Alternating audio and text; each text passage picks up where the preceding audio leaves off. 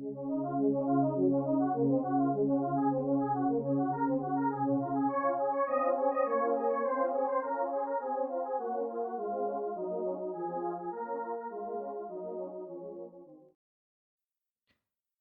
el principio no había nada, y esa nada no estaba ni vacía ni era indefinida, se bastaba sola a sí misma, y Dios vio que aquello era bueno.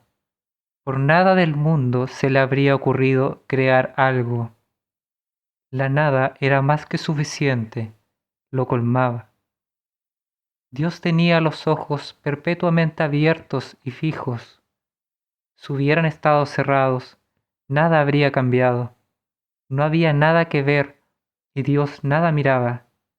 Se sentía repleto y compacto como un huevo duro, cuya redondez e inmovilidad también poseía. Dios era la satisfacción absoluta. Nada deseaba, nada esperaba, nada percibía, nada rechazaba y por nada se interesaba.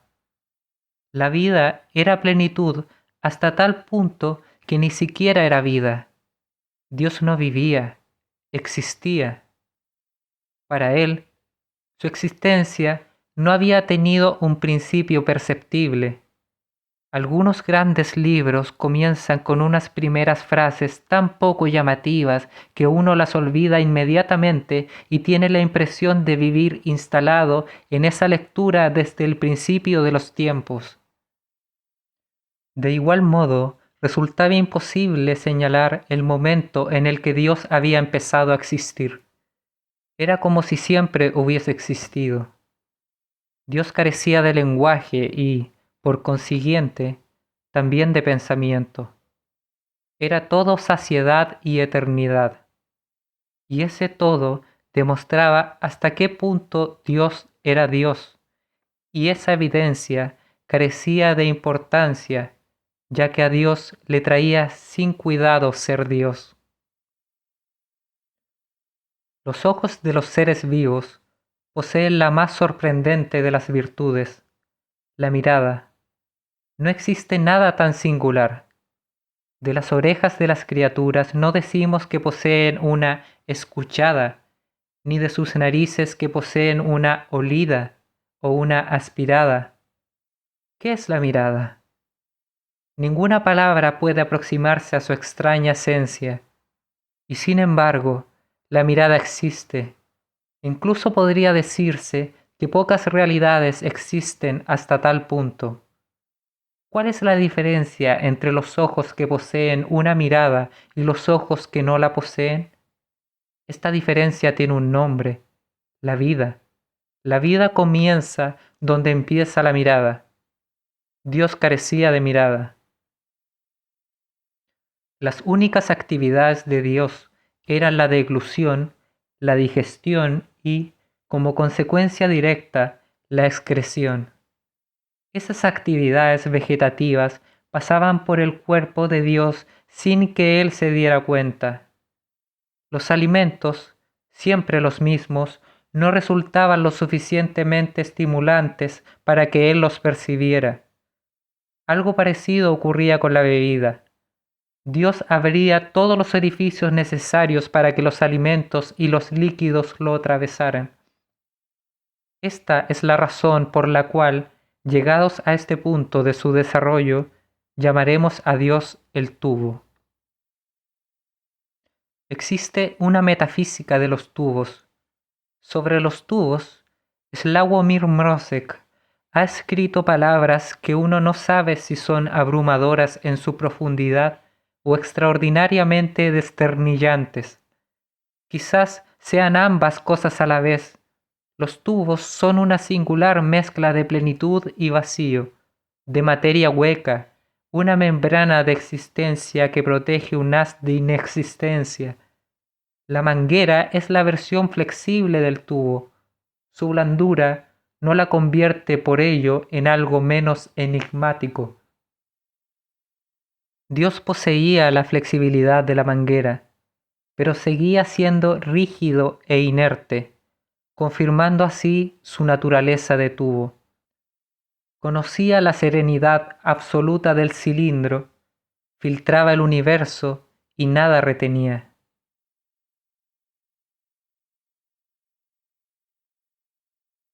Los padres del tubo estaban preocupados. Consultaron a los médicos para que analizaran el caso de aquel segmento de materia que parecía carecer de vida. Los médicos lo manipularon, dieron unos golpecitos sobre algunas de sus articulaciones para comprobar si poseía mecanismos reflejos y constataron que carecía de ellos. Los ojos del tubo no pestañearon cuando los practicantes los examinaron con una lámpara. Esta criatura no llora nunca, no se mueve jamás, no emite sonido alguno, dijeron sus padres. Los médicos diagnosticaron una apatía patológica, sin reparar en que se trataba de una contradicción en los términos. Su bebé es un vegetal, es muy preocupante. Los padres se sintieron aliviados por lo que consideraron una buena noticia. Un vegetal era vida. Hay que hospitalizarlo, decretaron los doctores. Los padres ignoraron aquella orden tajante. Tenían ya 2 hijos que pertenecían a la especie humana. No les parecía inaceptable tener, además, progenitura vegetal. Incluso les producía cierta ternura. Le llamaron cariñosamente la planta. Pero todos se equivocaban, ya que las plantas, incluso las verduras, no por el hecho de tener una vida imperceptible al ojo humano dejan de tener vida. Se estremecen ante la proximidad de la tempestad, lloran de felicidad con el amanecer, se blindan de desprecio cuando alguien las agrede o se entregan a la danza de los 7 velos con la llegada de la estación del polen. Poseen una mirada, eso está fuera de toda duda, aunque nadie sepa en qué lugar tienen las pupilas. El tubo, en cambio, era pura y simple pasividad. Nada le afectaba, ni los cambios de clima, ni el anochecer, ni los 100 pequeños tumultos cotidianos, ni los grandes e insondables misterios del silencio. Los terremotos semanales del Kansai, que hacían llorar de angustia a sus 2 hermanos mayores, no le producían ningún efecto. La escala de Richter no iba con él. Una noche, un sismo de 5,6 derrumbó la montaña que dominaba su casa. Unas placas del techo se hundieron sobre la cuna del tubo. Cuando retiraron los escombros, era la viva expresión de la indiferencia. Sus ojos miraban fijamente, aunque sin verlos. Aquellos patanes llegados para perturbarle, con lo calentito que estaba debajo de las ruinas. A los padres les divertía la flema de su planta y decidieron ponerla a prueba. Dejarían de darle bebida y comida hasta que la reclamase. De este modo se vería obligada, tarde o temprano, a reaccionar. Pero quien ríe el último ríe mejor. El tubo aceptó la inanición como lo aceptaba todo, sin el menor asomo de desaprobación o de asentimiento. Comer o no comer, beber o no beber, le daba lo mismo. Ser o no ser, aquella no era la cuestión. Al término del tercer día, los estupefactos padres del tubo lo examinaron. Había adelgazado un poco y sus labios entreabiertos estaban resecos. Pero, por lo demás, no parecía encontrarse mal. Le administraron un biberón de agua azucarada que se tomó sin pasión alguna. Esta criatura se habría dejado morir sin quejarse, dijo la madre horrorizada. No le comentemos nada a los médicos, dijo el padre. Nos tomarían por sádicos. En realidad, los padres no eran sádicos. Estaban simplemente horrorizados al comprobar que su retoño carecía de instinto de supervivencia. Les pasó fugazmente por la cabeza que su bebé no era una planta, sino un tubo. Rechazaron de inmediato aquella idea insostenible. Los padres eran de naturaleza despreocupada y pronto olvidaron el episodio del ayuno. Tenían 3 hijos, un niño, una niña y un vegetal. Aquella diversidad les gustaba, más aún teniendo en cuenta que los 2 mayores no dejaban de correr, saltar, chillar, pelearse e inventar nuevas estupideces.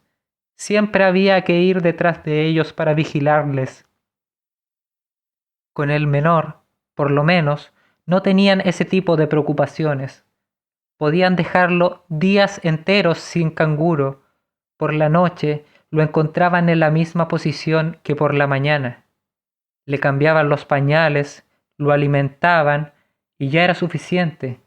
Un pez rojo en un acuario les habría ocasionado más molestias. Además, a excepción de su ausencia de mirada, el tubo era de apariencia normal. Era un hermoso y tranquilo bebé que uno podía mostrar a las visitas sin avergonzarse. Los otros padres incluso sentían envidia. En realidad, Dios era la encarnación de las fuerzas de inercia, la más poderosa de las fuerzas, también la más paradójica de las fuerzas. ¿Existe acaso algo más extraño que ese implacable poder que emana de lo que no se mueve? La fuerza de inercia representa el poder de lo larval. Cuando un pueblo rechaza un adelanto fácil de llevar a cabo, cuando un vehículo empujado por 10 personas continúa sin moverse, cuando un niño se apoltrona durante horas delante del televisor, cuando una idea cuya inanidad ya ha sido demostrada sigue causando estragos, uno descubre con estupefacción la tremenda influencia de lo inmóvil. Tal era el poder del tubo. No lloraba nunca, ni siquiera en el momento de nacer había emitido quejas ni sonido alguno. Sin duda, el mundo no debió de parecerle ni conmovedor ni apasionante. Al principio, la madre intentó darle el pecho. Ante la visión del seno alimenticio, ningún fulgor iluminó los ojos del bebé. Permaneció quieto, sin hacer nada, con las narices a 1 centímetro del seno.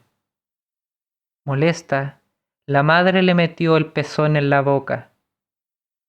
Dios apenas chupó. Entonces la madre decidió no darle el pecho. Acertó. El biberón se correspondía mejor con la naturaleza del tubo, que se identificaba con aquel recipiente cilíndrico, mientras que la rotundidad mamaria no le inspiraba ningún vínculo de familiaridad. Así pues, la madre le daba el biberón varias veces al día, sin percatarse de que, actuando de aquel modo, estaba garantizando la conexión entre 2 tubos. La alimentación divina era una forma de fontanería. Todo fluye, todo es movimiento. Nunca nos bañamos en el mismo río, etc. El pobre Heráclito se habría suicidado de haber conocido a Dios, que era la negación de su visión fluida del universo. Si el tubo hubiera poseído alguna forma de lenguaje, le habría respondido al pensador de Éfeso: todo se coagula, todo es inercia, siempre nos bañamos en la misma ciénaga, etc. Afortunadamente, ninguna forma de lenguaje resulta posible sin la idea de movimiento, que constituye uno de sus motores iniciales, y ningún tipo de pensamiento resulta posible sin lenguaje. Los conceptos filosóficos de Dios no eran, pues, ni pensables ni comunicables. Por consiguiente, no podían perjudicar a nadie y eso era bueno. ya que semejantes principios habrían socavado la moral de la humanidad durante mucho tiempo. Los padres del tubo eran de nacionalidad belga. Por consiguiente, Dios era belga, lo cual explicaba bastante de los desastres acaecidos desde el principio de los tiempos. Nada hay de extraño en ello.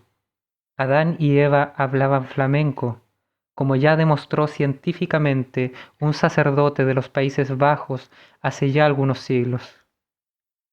El tubo había hallado una ingeniosa solución para resolver los conflictos lingüísticos nacionales. No hablaba, nunca había dicho nada, ni siquiera había emitido el más mínimo sonido.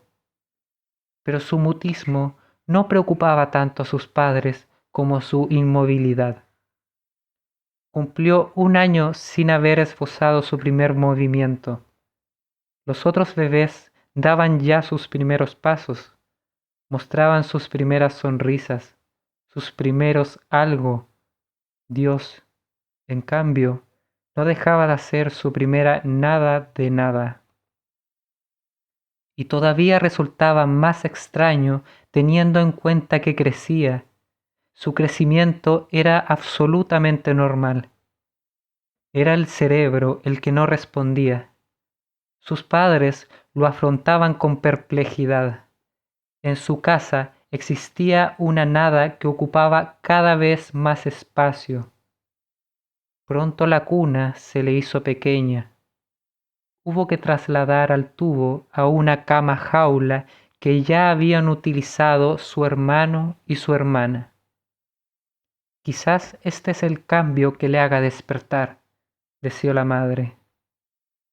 Aquel cambio nada cambió. Desde el principio del universo, Dios dormía en la habitación de sus padres. Lo menos que pudiera decirse es que no les molestaba.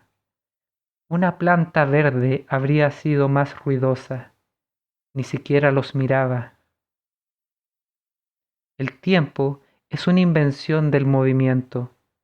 Aquel que no se mueve no ve pasar el tiempo. El tubo no tenía conciencia alguna del transcurrir del tiempo. Alcanzó la edad de 2 años como habría alcanzado la de 2 días o 2 siglos. Continuaba sin cambiar de posición. Ni siquiera sentía la tentación de intentarlo. Permanecía tumbado de espaldas, con los brazos a lo largo del cuerpo, como una estatua minúscula. Entonces la madre lo levantó por las axilas para ponerlo en pie. El padre le ayudó a que, con sus pequeñas manos, se sujetara a los barrotes de la cama jaula para que tuviera una idea de cómo mantenerse por sí mismo. Luego, dejaron que aquel edificio se desmoronase. Dios cayó de espaldas y, en absoluto afectado, prosiguió su meditación.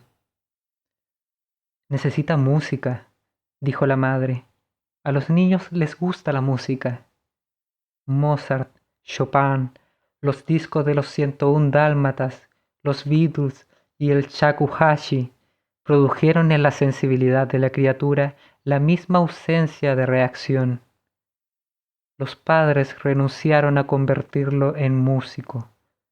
De hecho, renunciaron a convertirlo en un ser humano. La mirada es una lección. El que mire decide fijarse en algo en concreto y, por consiguiente, a la fuerza elige excluir su atención del resto de su campo visual. Esa es la razón por la cual la mirada, que constituye la esencia de la vida, es, en primera instancia, un rechazo. Vivir significa rechazar. Aquel que todo lo acepta vive igual que el desagüe de un lavado. Para vivir es necesario ser capaz de no situar al mismo nivel, por encima de uno, a mamá y el techo. Hay que renunciar a uno de los dos y elegir interesarse o bien por mamá o bien por el techo. La única mala elección es la ausencia de elección. Dios no había rechazado nada, porque no había elegido nada. Por eso no vivía. En el momento de su nacimiento, los bebés gritan. Ese grito de dolor ya es en sí mismo una rebelión, y esa rebelión ya constituye un rechazo. Esa es la razón por la cual la vida empieza el día del nacimiento y no antes, pese a lo que puedan decir algunos. El tubo no había emitido ni el más leve decibelio el día del parto. Sin embargo, los médicos habían determinado que no era ni sordo, ni mudo, ni ciego. Era simplemente un lavado al que le faltaba el tapón. Si hubiera podido hablar, habría repetido sin cesar esta única palabra: sí. La gente rinde culto a la regularidad. Les gusta creer que la evolución es el resultado de un proceso normal y natural. La especie humana estaría regida por una especie de fatalidad biológica interna que la ha llevado a dejar de andar a cuatro patas hacia la edad de 1 año o a dar sus primeros pasos tras varios milenios. Nadie desea creer en los accidentes. Estos, ya sean la expresión de una fatalidad exterior, lo cual ya de por sí resulta cargante, o del azar, lo que todavía es peor, son rechazados por el imaginario humano. Si alguien se atreviera a decir: a la edad de 1 año di mis primeros pasos accidentalmente, o un día el hombre jugó a ser bípedo accidentalmente, le tomarían inmediatamente por chiflado. La teoría de los accidentes resulta inaceptable, ya que permite suponer que las cosas habrían podido suceder de un modo distinto. La gente no admite que un niño de 1 año no tenga el pensamiento de andar. Eso equivaldría a admitir que podría ser que el hombre nunca hubiera tenido intención de andar sobre dos patas. ¿Y quién podría creer que a una especie tan brillante no habría podido ocurrírsele algo así? A los 2 años, el tubo ni siquiera había intentado el cuadrupedismo, ni el movimiento, por otra parte. Tampoco había probado el sonido. Los adultos dedujeron que existía un bloqueo en su evolución. Nunca se les habría ocurrido deducir que el bebé no había conocido accidente alguno, ya que ¿quién iba a pensar que, sin accidente, el hombre permanecería perfectamente inerte? Existen los accidentes físicos y los accidentes mentales. La gente niega con rotundidad la existencia de estos últimos. Nunca nos referimos a ellos como motor de la evolución. Sin embargo, nada resulta más fundamental para el devenir humano que los accidentes mentales. El accidente mental es una mota de polvo que, por casualidad, penetra en la ostra del cerebro. Pese a la protección de las conchas cerradas que representa la caja del cráneo, de repente, la tierna materia que habita en el corazón del cráneo se ve perturbada, se siente asustada, amenazada por ese cuerpo extraño que acaba de colocarse en su interior. La ostra, que vegetaba pacíficamente, activa la alarma e intenta defenderse. Inventa una sustancia maravillosa, el nácar, envuelve la partícula intrusa para incorporarla y así crear la perla. Puede ocurrir que el accidente mental sea secretado por el propio cerebro. Esos son los accidentes más misteriosos y graves. Sin motivo, una circunvalación de materia gris da a luz una idea terrible, un pensamiento espeluznante y, en un segundo, se acabó para siempre la tranquilidad de espíritu. El virus actúa. Imposible detenerlo. Entonces, obligado y a la fuerza, el ser abandona su entorpecimiento. A la pregunta terrible e informulable que le ha asaltado, le busca y encuentra 1000 respuestas inadecuadas. Empieza a andar, a hablar, a adoptar cientos de actitudes inútiles mediante las cuales espera salir adelante. Pero no solo no sale adelante, sino que empeora su situación. Cuanto más habla, menos comprende, y cuanto más camina, menos avanza. Muy rápidamente echará de menos su vida larval sin atreverse a confesárselo. Sin embargo, existen seres que no se sienten afectados por la ley de la evolución, que no sufren ningún accidente fatal. Son los vegetales clínicos. Los médicos estudian sus casos. En realidad, son lo que desearíamos ser. Es la vida lo que debería ser considerado un fallo de funcionamiento. Era un día cualquiera. No había ocurrido nada especial. Los padres ejercían su oficio de padres, los niños ejercían su misión de hijos, el tubo se concentraba en su vocación cilíndrica. Fue, sin embargo, el día más importante de su historia.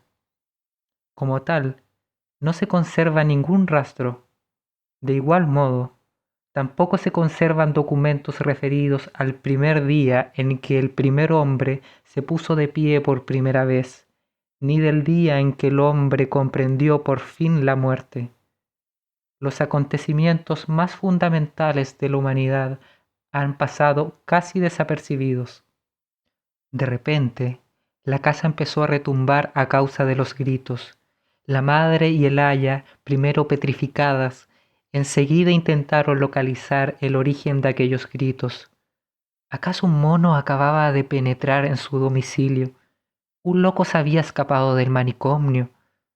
Como último recurso, la madre acudió a mirar a su habitación.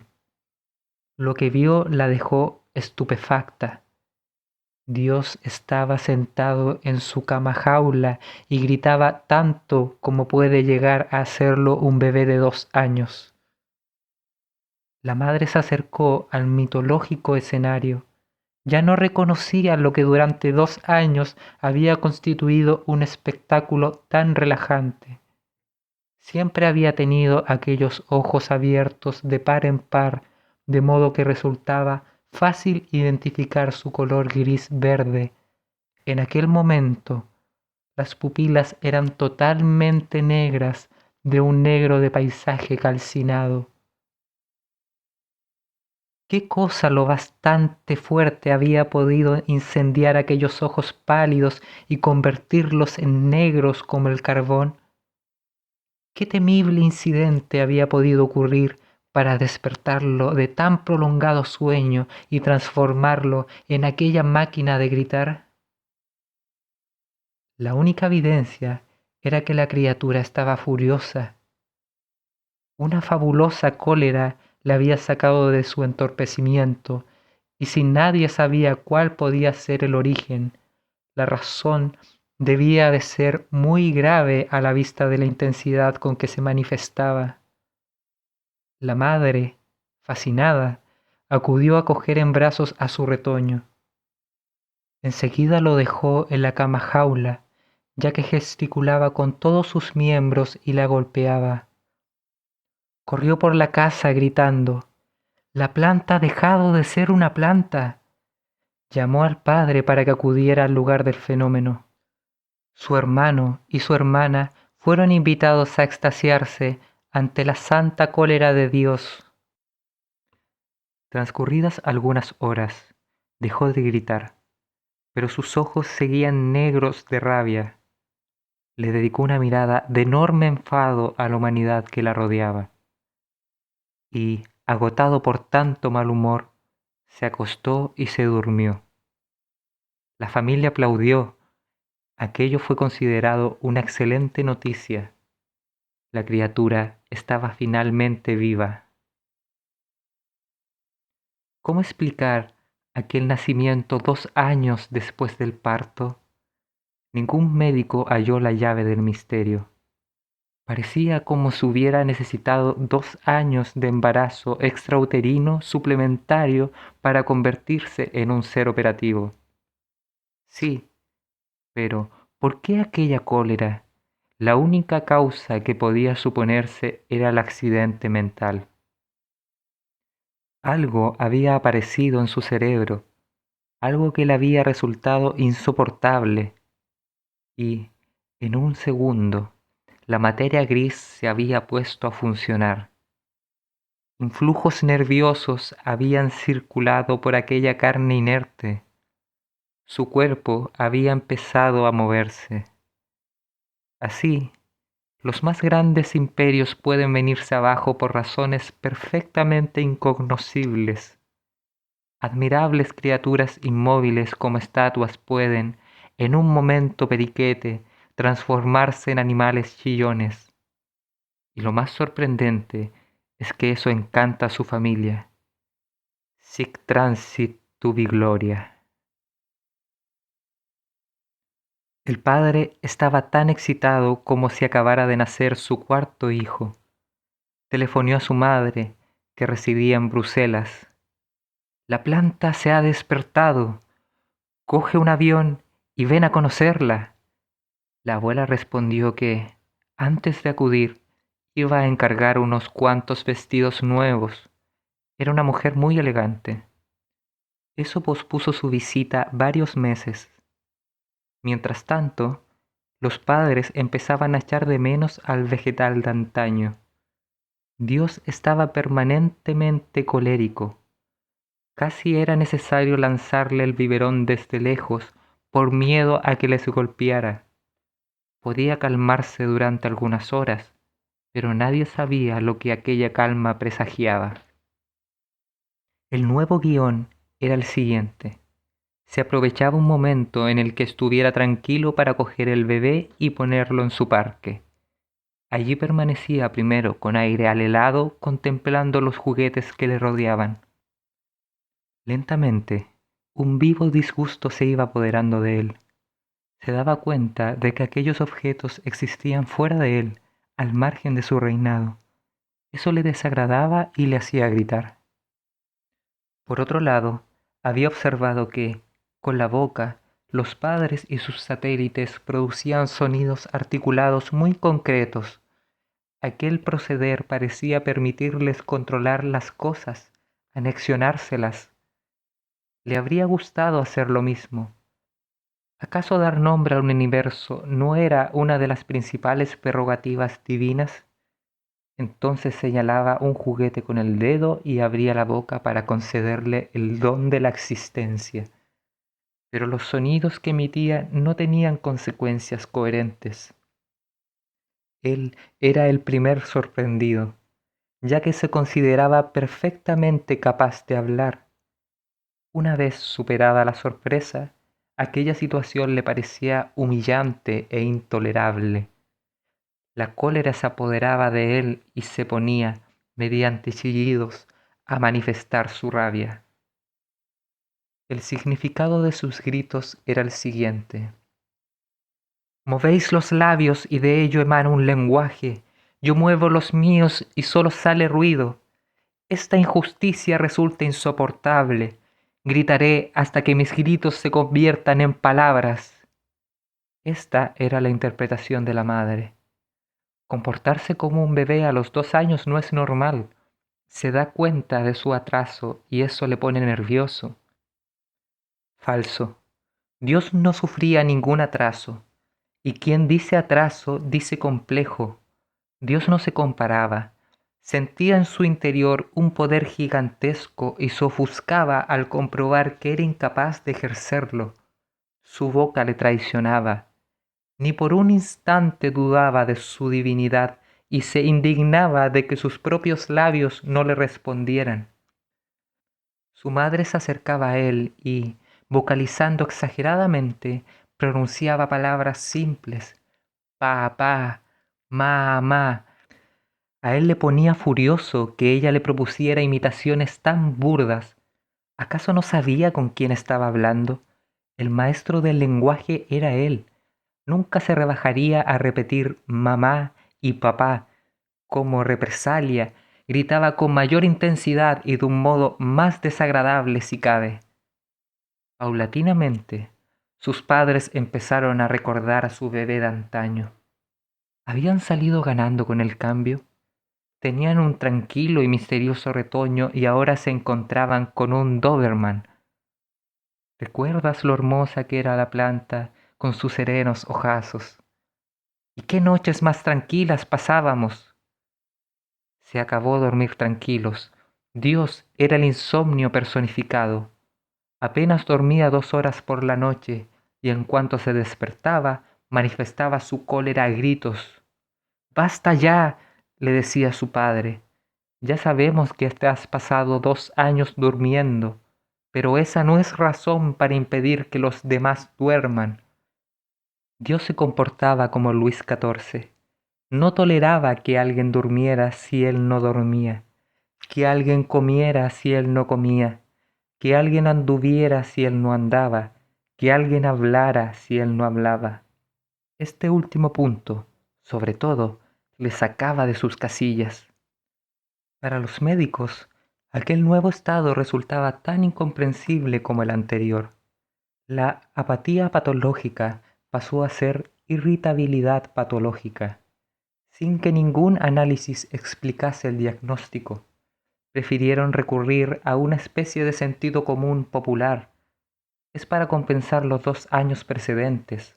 Vuestro bebé acabará por calmarse.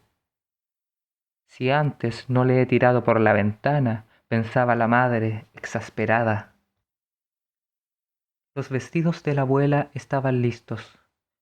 Los metió en una maleta, pasó por la peluquería y tomó el avión a Bruselas-Osaka, que, en 1970, efectuaba el trayecto en aproximadamente 20 horas. Los padres la esperaban en el aeropuerto. No se habían visto desde 1967. El hijo fue abrazado, la nuera felicitada y Japón elogiado. De camino hacia la montaña, hablaron de los niños. Los 2 mayores eran maravillosos. El tercero era un problema. «Ya no lo queremos». La abuela aseguró que todo se arreglaría. La belleza de la casa le encantó. «¡Qué japonés!», exclamó al ver la sala del tatami y el jardín que, en aquel mes de febrero, emblanquecía bajo los cerezos en flor. Hacía 3 años que no veía al hermano y a la hermana. Se extasió ante los 7 años del niño y los 5 años de la niña. Pidió entonces que le presentaran al tercer niño, al que todavía no conocía. No quisieron acompañarla hasta la guarida del monstruo. «La primera puerta a la izquierda, no tiene pérdida». De lejos se oían gritos roncos. La abuela puso algo dentro del bolso y caminó valientemente hacia la arena. 2 años y medio. Gritos, rabia, odio. El mundo resultaba inaccesible para las manos y la voz de Dios. A su alrededor, los barrotes de la cama jaula. Dios permanece encerrado. Le gustaría hacer daño, pero no puede. Se ensaña con la sábana y la manta, que martillea a patadas. Encima de él, el techo y sus grietas, que conoce como a la palma de su mano, son sus únicos interlocutores. Así pues, es a ellos a quienes grita su desprecio. Aparentemente, el techo no se da por aludido. Dios se siente contrariado.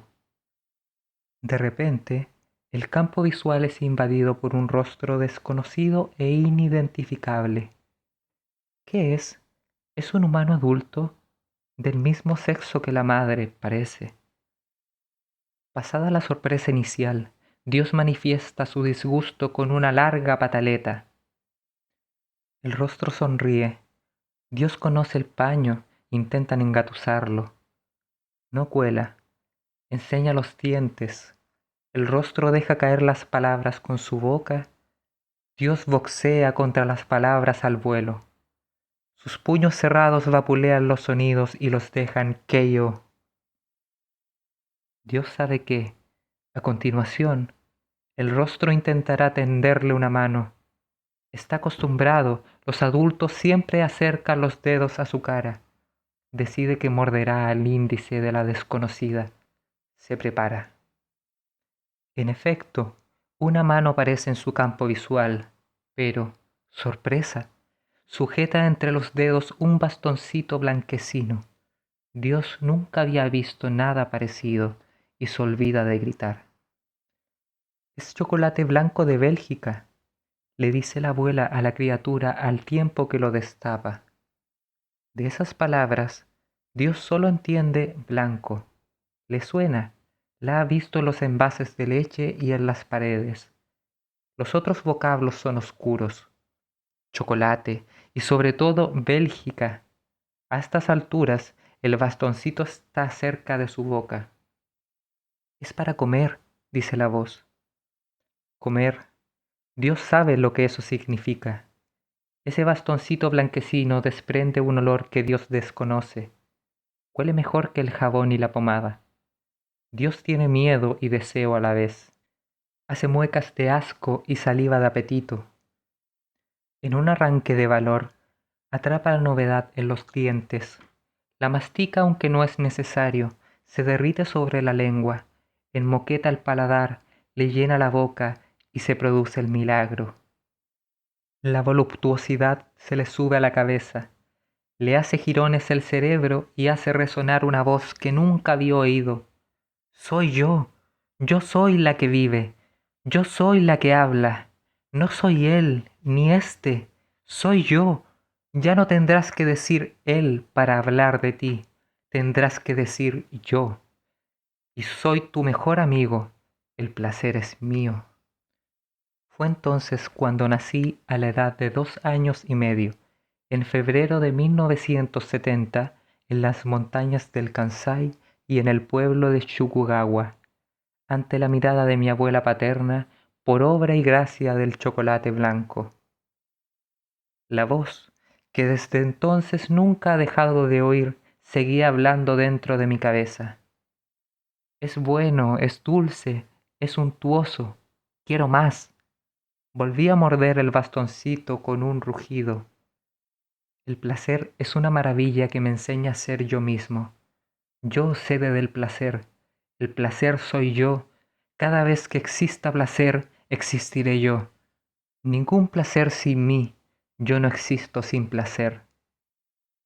El bastoncito desaparecía dentro de mí. La voz gritaba cada vez más alto dentro de mi cabeza.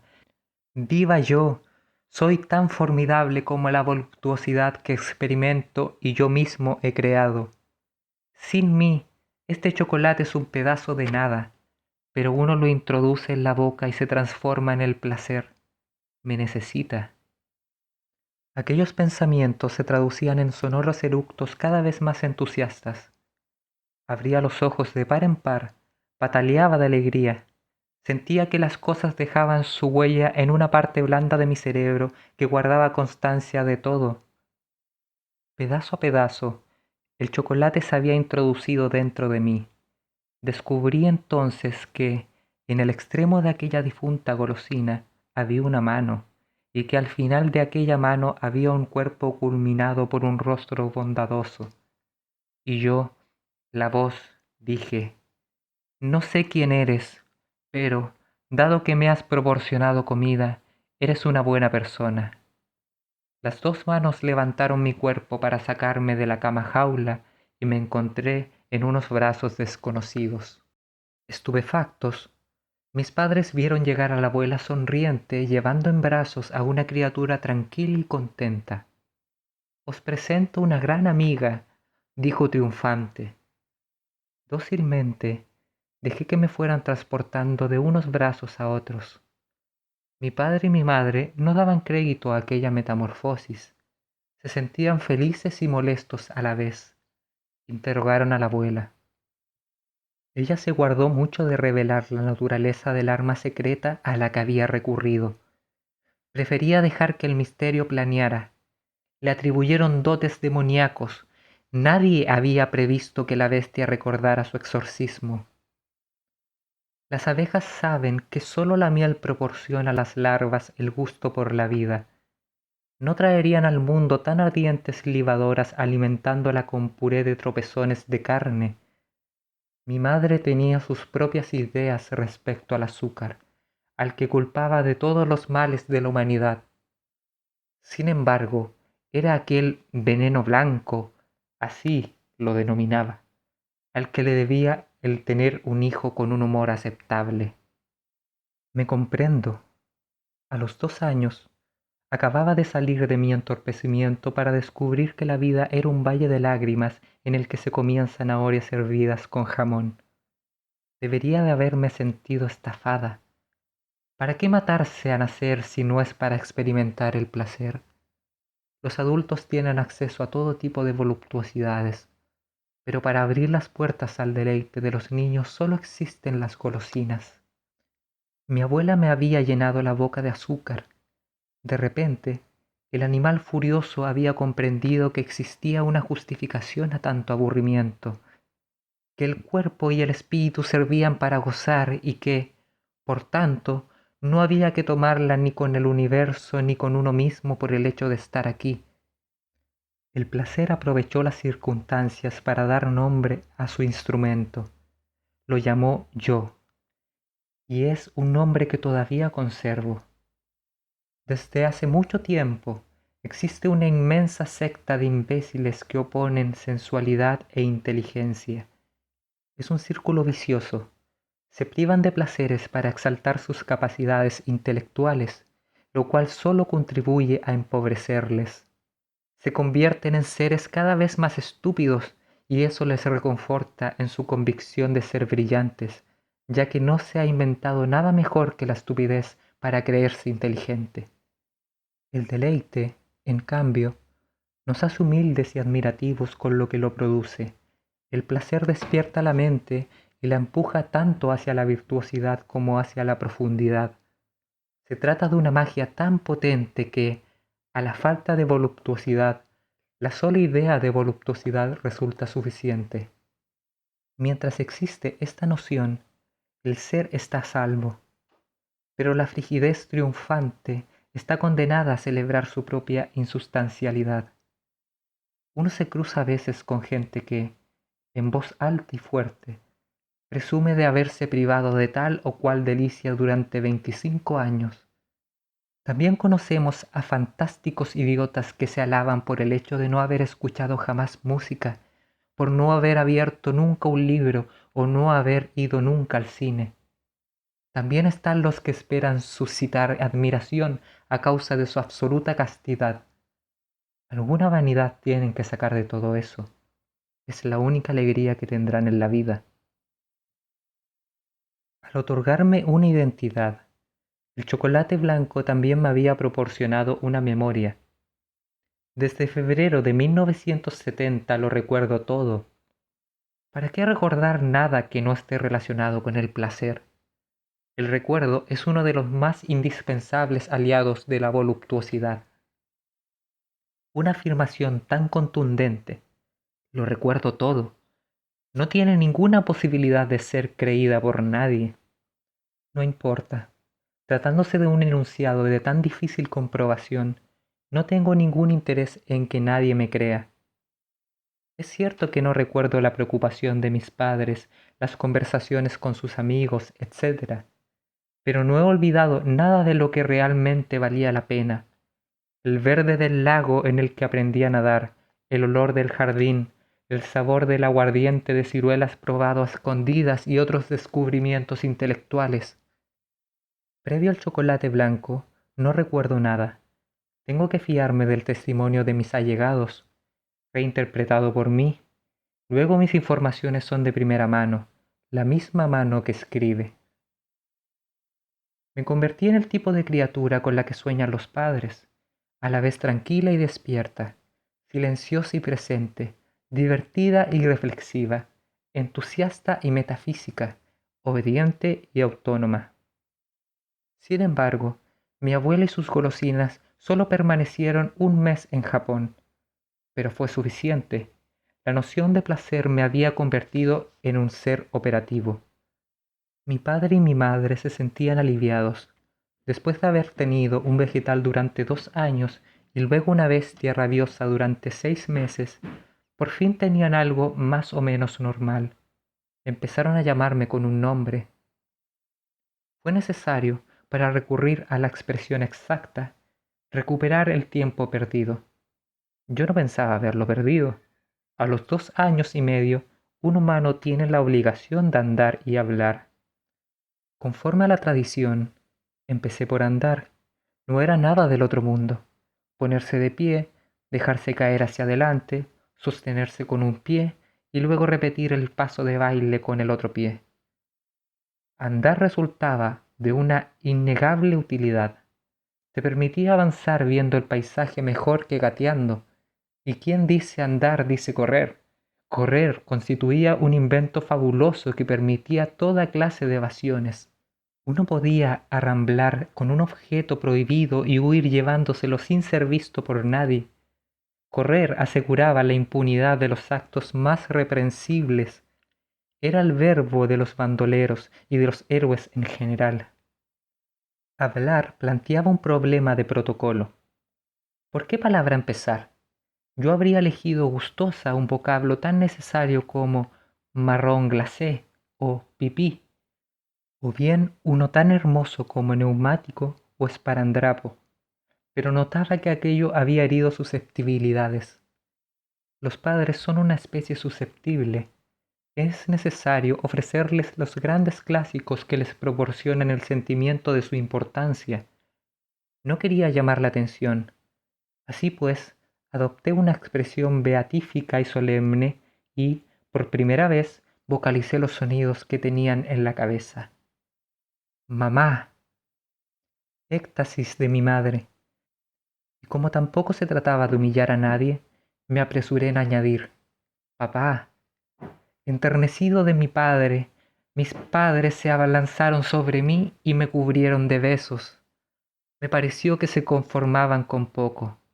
Se habrían mostrado menos encantados y admirativos si hubiera empezado a hablar diciendo, ¿para quién son esas serpientes que iban sobre vuestras cabezas? O E es igual a mc al cubo.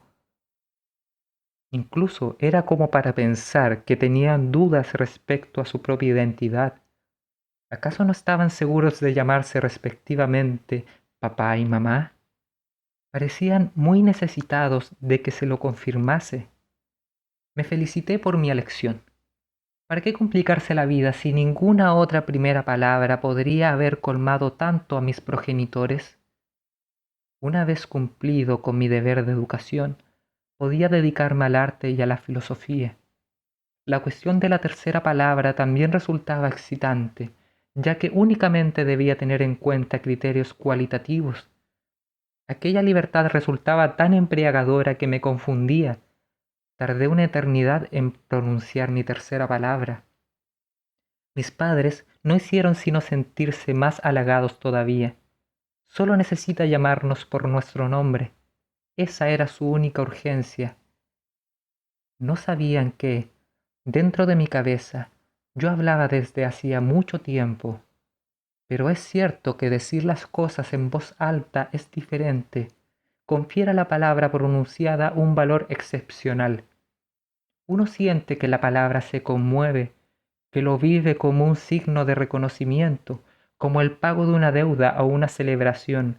Vocalizar el vocablo banana representa homenajear a las bananas a través de los siglos, razón de más para pensárselo 2 veces. Me sumergí en una fase de exploración intelectual que duró semanas. En las fotos de esa época aparezco con un rostro tan serio que resulta incluso cómico. Y es que mi disgusto interior era existencial. ¿Zapato? No, no es lo más importante. Uno puede andar sin ellos. ¿Papel? Sí, pero resulta tan necesario como lápiz. No hay modo de elegir entre el papel y el lápiz. ¿Chocolate? No, es mi secreto. ¿Otaria? Otaria resulta sublime, emite gritos admirables, pero ¿acaso es mucho mejor que Peonza?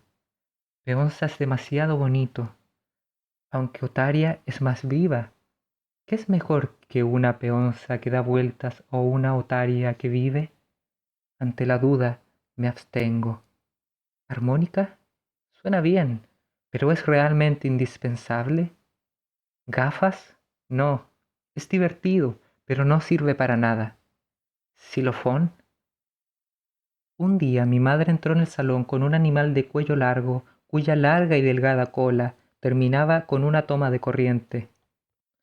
Apretó un botón y el animal emitió un lamento regular y continuo. La cabeza empezó a moverse sobre el suelo con un movimiento de vaivén que arrastraba el brazo de mi mamá detrás de él. A veces, el cuerpo se desplazaba sobre unas patas en forma de ruedas. No era la primera vez que veía una aspiradora, pero todavía no había reflexionado sobre su condición. Me acerqué a ella a gatas, para estar a su altura. Sabía que uno siempre tiene que ponerse al mismo nivel que lo que examina.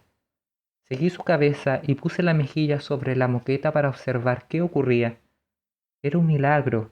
El aparato engullía las realidades materiales que encontraba a su paso y las transformaba en inexistencia. Sustituía el algo por la nada. Aquella sustitución solo podía ser una obra divina. Recordaba vagamente haber sido Dios no hacía tanto tiempo. A veces oía en mi cabeza una voz profunda que me hundía en insondables tinieblas y me decía: «Recuerda, yo soy quien vive en ti. Recuerda». No tenía una opinión clara al respecto, pero mi divinidad me parecía de las más aceptables y agradables. De repente me encontré con un hermano, la aspiradora. ¿Acaso podía existir algo más divino que aquella aniquilación pura y simple? Por más que considerase que un Dios nada tiene que demostrar, me habría gustado ser capaz de protagonizar un prodigio semejante, una tarea tan metafísica. «Anch io sono pittore», exclamó il Correggio al contemplar los cuadros de Rafael por primera vez. Con idéntico entusiasmo yo estaba a punto de gritar: «Yo también soy una aspiradora». En el último segundo recordé que tenía que emplear bien mis recursos. Se suponía que poseía 2 palabras en mi activo. No se trataba de perder credibilidad soltando frases enteras, pero tenía mi tercera palabra. Sin más demora, abrí la boca y acompasé las 5 sílabas. Aspiradora. Tras un primer momento de desconcierto, mi madre soltó el cuello del tubo y corrió a telefonear a mi padre. «Ha pronunciado su tercera palabra». «¿Cuál?» «Aspiradora». «Perfecto. La convertiremos en una perfecta ama de casa». Debió de sentirse decepcionado. Mi tercera palabra me había costado mucho. A partir de ahí podía permitirme no ser tan existencial con la cuarta. Considerando que mi hermana, 2 años mayor que yo, era una buena persona, elegí su nombre. «Juliette», exclamé mirándola a los ojos. El lenguaje tiene poderes inmensos. Inmediatamente después de pronunciar aquel nombre en voz alta, fuimos presa de una recíproca, repentina y loca pasión. Mi hermana me cogió en brazos y me dio un beso. Como el filtro mágico de Tristán e Isolda, la palabra nos había unido para siempre.